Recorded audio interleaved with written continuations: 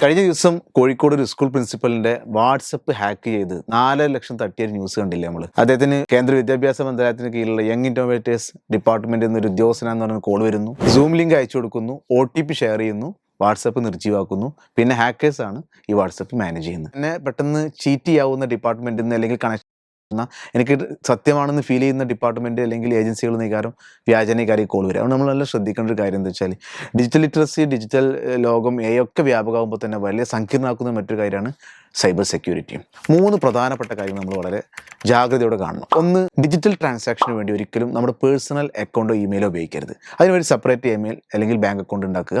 എന്നിട്ട് അതിലൂടെ നമ്മൾ ട്രാൻസാക്ഷൻ നടത്തുക. അതിൽ കൂടുതൽ എമൗണ്ട് കീപ്പ് ചെയ്യരുത്. രണ്ടാമത്തെ പ്രധാനപ്പെട്ട കാര്യം, അൺറീസണബിൾ ആയിട്ടുള്ള ഓഫറുകൾ നമ്മൾ വീണ് പോകരുത്. നമുക്ക് തന്നെ ഒരു ചില മെസ്സേജിൻ്റെ ടോൺ കണ്ടാൽ മനസ്സിലാകും ഈ ജോബ് ഓഫർ തട്ടിപ്പാണ്, ഇത്ര സാലറി തരാമെന്നുള്ള തട്ടിപ്പാണ്, അല്ലെങ്കിൽ അങ്ങനെയൊക്കെ ഒരുപാട് ഓഫേഴ്സ് കാണുമ്പോൾ നമുക്ക് മനസ്സിലാകും ഫ്രോഡാണ്. അത് ഫ്രോഡാണെന്ന് മനസ്സിലാക്കണം. കാരണം അൺഎംപ്ലോയ്മെൻറ്റ് ധാരാളം, മനുഷ്യന് ഒരുപാട് ടെൻഷനിലാണ്.